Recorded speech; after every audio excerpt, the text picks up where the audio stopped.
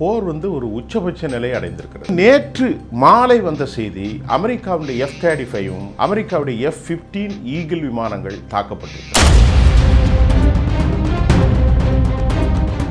அமெரிக்காவுக்கான பதட்டம் விமானம் போறது அல்ல, 1000 கோடி போய்விட்டது, 2000 கோடி போய்விட்டது அல்ல. இந்த விமானத்தை இயக்கக்கூடிய விமானி முதலிலே கையிலே சிக்கிவிடக்கூடாது. அவன் கையிலே சிக்கிவிட்டால்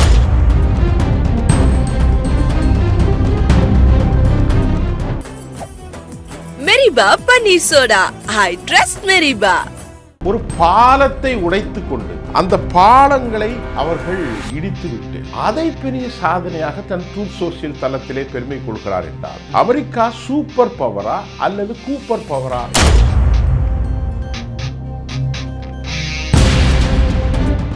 மக்கள் பயன்படுத்தக்கூடிய இடத்துல ஒரு 17 பேர் காயம் பெற்றிருக்கிறார்கள், 8 முதல் 9 பேர் இறந்து போய்விட்டார். இது பெரிய சாதனை. பாகிஸ்தானுக்கு இனி ஈரான் என்ன சொல்கிறது, எங்களுடைய ஆட்களை நாங்கள் அனுப்பி வைக்க போகிறோம், உன்னோட பேச்சுவார்த்தை எங்களுக்கு தேவையில்லை, போரை நாங்கள் செய்வோம், 6 மாதம் 8 மாதத்துக்கு செய்யலாம், அதற்கு அப்புறமும்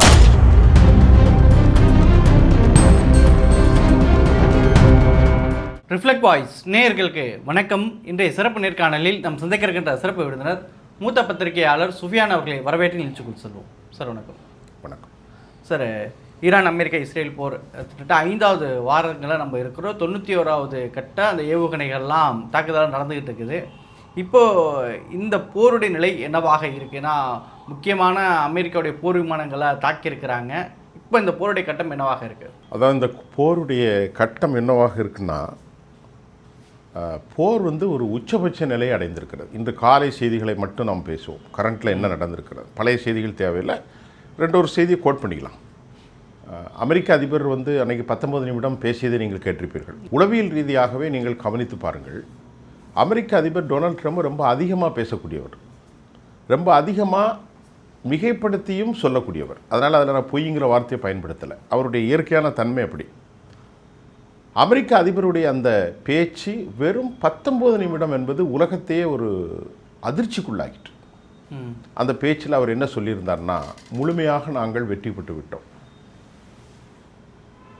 முழுமையாக சிதறடிக்கப்பட்ட தளங்களாக ஈரான் மாறி போய்விட்டது, ஏவுகணை தளங்கள் அழிக்கப்பட்டு விட்டது, அவர்களுடைய போர்ப்படைகள் சிதிகிலமடைந்து தலைவர்களுக்குள் குழப்பம் வந்துவிட்டது, கடற்படை, கப்பற்படை, வான்படை, என்னென்ன படைகள் இருக்குமோ தளங்கள், ஆர்சனல் எல்லாம் அழிக்கப்பட்டு விட்டது.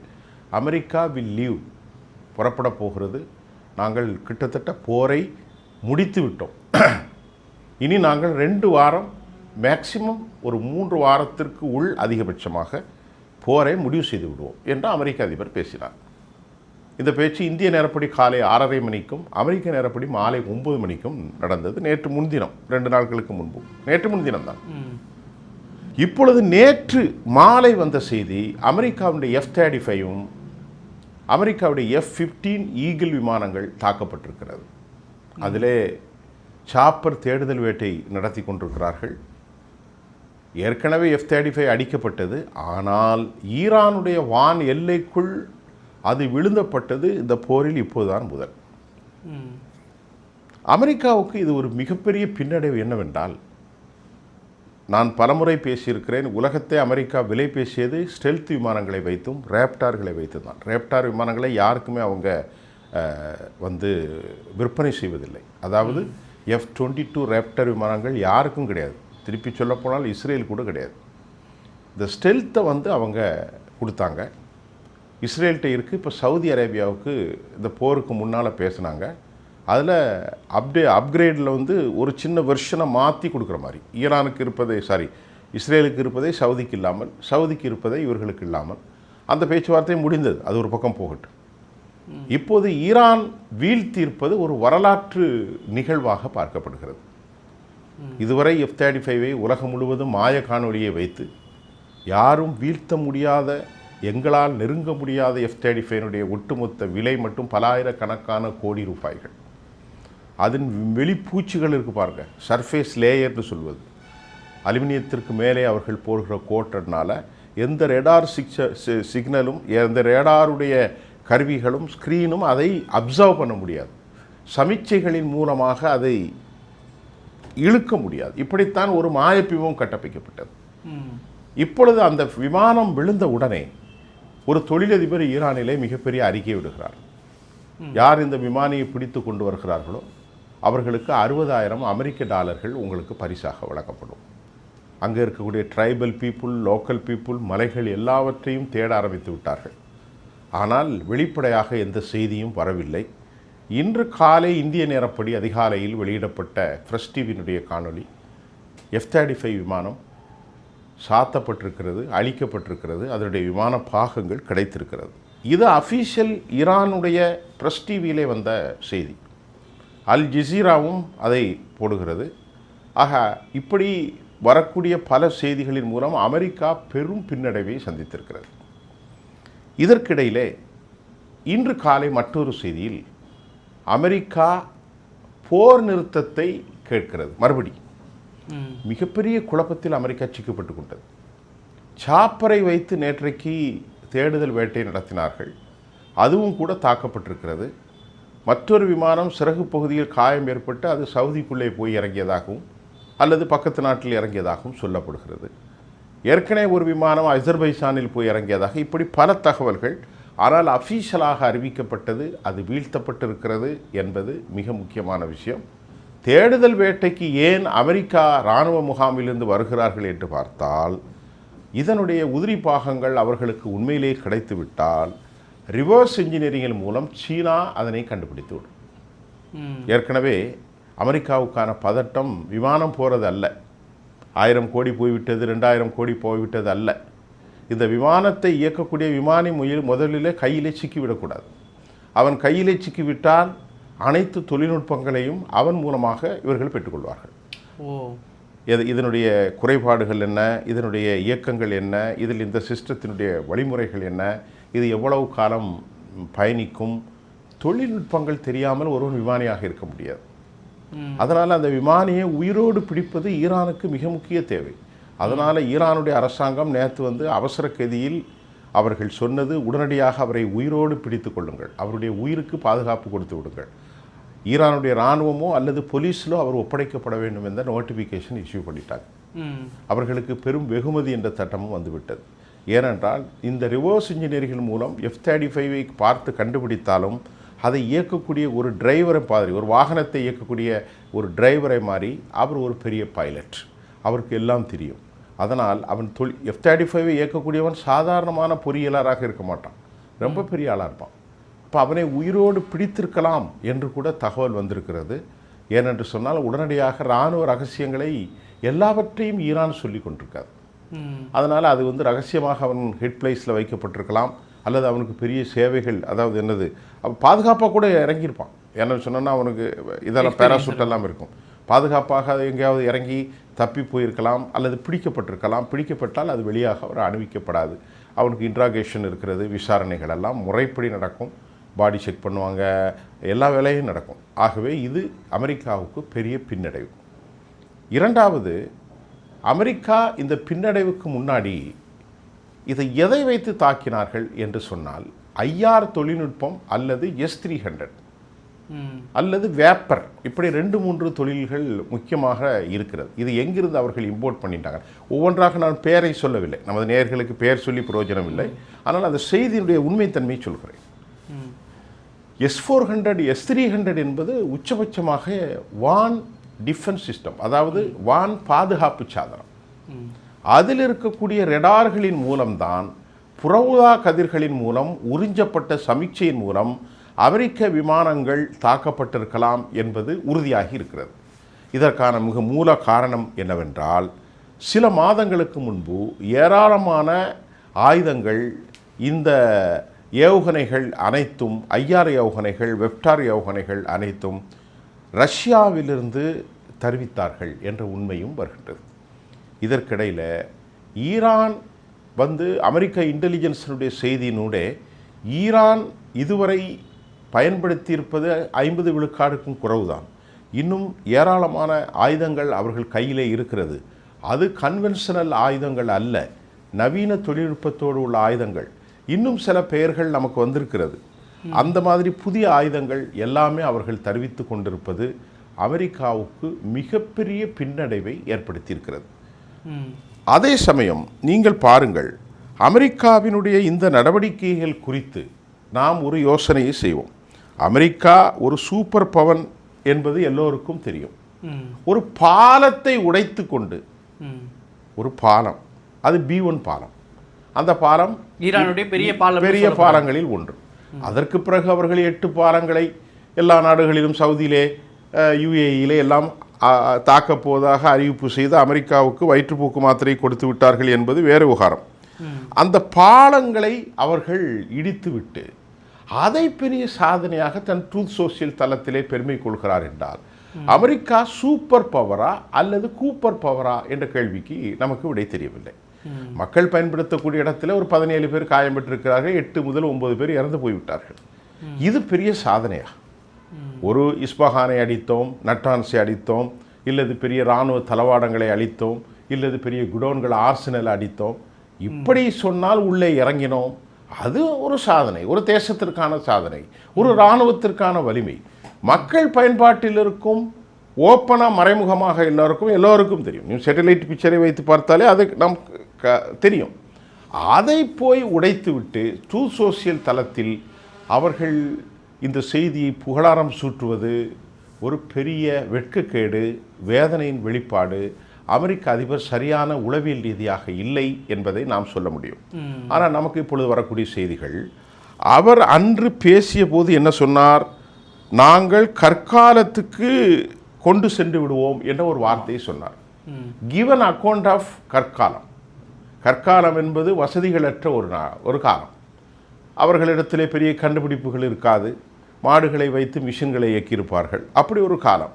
அப்படி ஒரு காலத்துக்கு கொண்டு செல்வோம் என்று அமெரிக்க அதிபர் சொன்னதின் பின்னணி என்னவென்றால், ஈரானை உருக்குலை செய்வதுதான் இதன் நடவடிக்கை.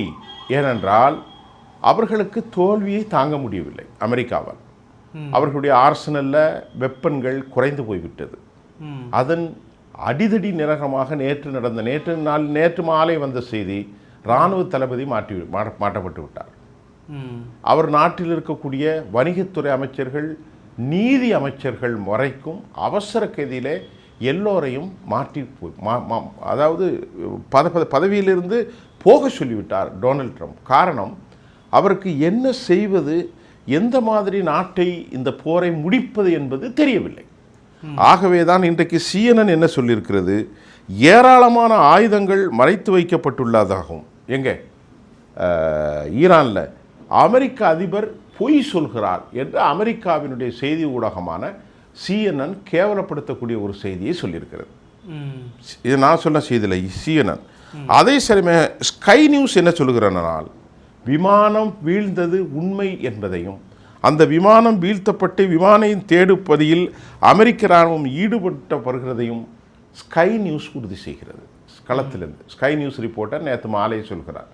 இப்போ ஏராளமான ஆயுதங்கள் இருக்கிறது, அதுவும் நவீன தொழில்நுட்பத்தோட ஆயுதங்கள் இருக்கிறது, சேட்டிலைட் பிக்சர்ஸ் அவர்களிடத்தில் இருக்கிறது, நேவிகேஷன் இருக்கின்றது, மெரிடைம் பவுண்டரி அதை கண்டுபிடிப்புன்னு இருக்கிறது.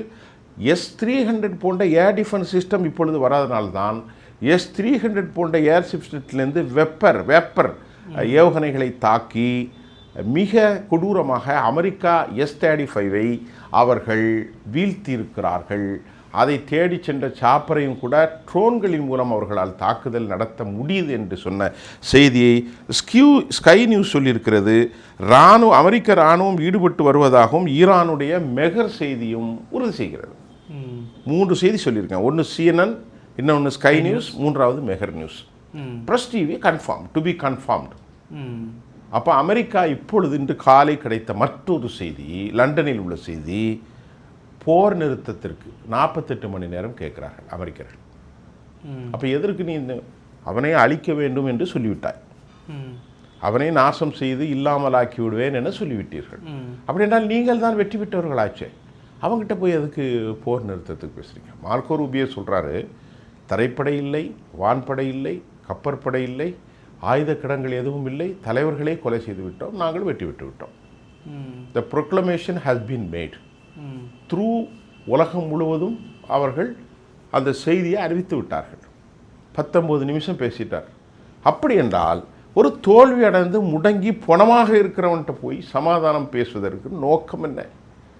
நோக்கம் எங்கிருந்து வந்தது, தேவை எங்கிருந்து வந்தது என்ற கேள்விக்கும் ஒரு நாட்டில் வலிமையாக இருக்கக்கூடிய போர்ட்போலியோவை சேஞ்ச் பண்ணக்கூடிய நோக்கம் என்ன? சரி, இப்போது அமெரிக்கா வெற்றி பெற்றிருக்கிறது என்பதை தாண்டி கேஷ் பட்டேல் என்கின்ற அமெரிக்கா போலீஸ் துறையில் இருக்கக்கூடிய மிக முக்கியமான நபர் மாற்றப்பட்டிருக்கிறார். அமெரிக்காவுடைய இராணுவ தளபதி நேற்று அவசர கதியில் மாற்றப்பட்டிருக்கிறார். நீதித்துறை மாற்றப்பட்டிருக்கிறது.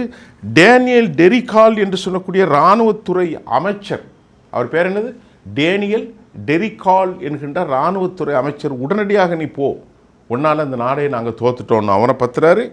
ஆகவே ஆளில்லா விமானங்களும் செய்யப்படும் யூனிட் முழுமையாக இஸ்ரேலுடைய எல்லா விஷயங்களும் அழிக்கப்பட்டிருக்கிற நிலையில் நீங்கள் உங்கள் இலக்குகளை அடைந்தார்கள் என்று சொன்னால் தோல்வி அடைந்த ஒருவனிடத்தில் எதற்காக பேச்சுவார்த்தை நடத்த வேண்டும்? இல்லை, பாகிஸ்தான் நடத்தின பேச்சுவார்த்தை தோல்வின்னு சொல்கிறாங்க, அது என்ன சார் நடந்தது?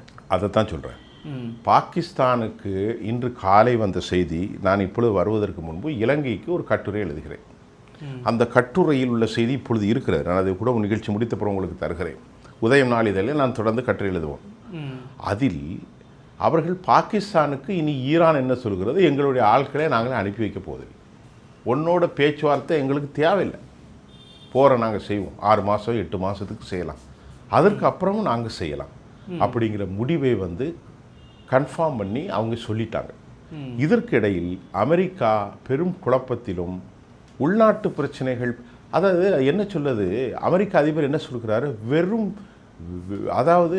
வெறும் வார்த்தைகளை மட்டும்தான் பேசிக்கொண்டிருக்கிறார். உலகத்தில் நீங்கள் பாருங்கள், எக்ஸ்பர்ட்ஸுடைய கருத்துக்களை அமெரிக்க அதிபர் எதுவுமே உருப்படியாக பேசிய மாதிரி தெரியல, எல்லாமே வெற்றி சாவடல்கள், சொலவாடல்னு சொல்கிறோம் இல்லையா, ஒரு பைசாக்கு போராத செய்தியைத்தான் அவர் சொல்லி கொண்டிருக்கிறார். அமெரிக்கா தனது சொன்ன 15 அம்ச கோரிக்கைகளை பாகிஸ்தான் கொடுத்தது. நீங்கள் கேட்ட கேள்விக்கான பதில். அந்த பேச்சுவார்த்தையில் முகாமில் யார் இருக்கணும், இவங்க சார்பாக யாராவது இருக்கணும், இல்லைன்னு சொன்னால் இவர்களுக்கு ப்ரோ ரஷ்யா இருக்கணும், சீனா இருக்கணும், யாருமே இல்லை. இவர்களுக்கு யாரெல்லாம் பிடிக்காதோ அந்த 3 பேரும் உட்கார்ந்துருக்கான். ஒருத்தன் எகிப்து, மற்றொன்று எர்டோகன் தலைமையிலான துருக்கி, மற்றொன்று பாகிஸ்தான். இந்த 3 அமெரிக்காவுடைய செல்ல பிள்ளைகள். எர்டோகன் இந்த பக்கம் ஆடுவார், அந்த பக்கம் ஆடுவார். அப்துல்லா அல் சிசி என்பவர் எஜிப்டில் முழுமையாக he was appointed by American force. அப்போ அவரை பற்றி நமக்கு தெரியும். பாகிஸ்தான் அதிபர்கள் உங்களுக்கு தெரியும். அசீம் முனீர் எப்படிப்பட்ட ஆள், இன்னொருத்தர் நவாஸ் ஷெரீஃபுடைய தம்பி சஃபாஸ் நவாஸ், அவர் என்ன சொன்னார், உலகத்திலே the deserved personality he's fitted for, அதாவது quality deserved the quality for Nobel பரிசு என்பதை சொல்லிக்கிட்டே இருந்தார். அவனை கூப்பிட்டு விருந்து போட்டாங்க. இப்போ இவனும் கொடுக்குற சமாதானத்தை அவர்கள் ஏற்றுக்கொள்ள மறுத்து, இனி ராவல்பிண்டிக்கோ கராச்சிக்கோ இஸ்லாமாபாத்துக்கோ நீ எங்கே கூப்பிட்டாலும் சரி, ஈரானிலிருந்து யாரும் கலந்து கொள்ள போவதில்லை, பேச்சுவார்த்தை இல்லை என்பது டிக்ளேர் ஆகிட்டார்.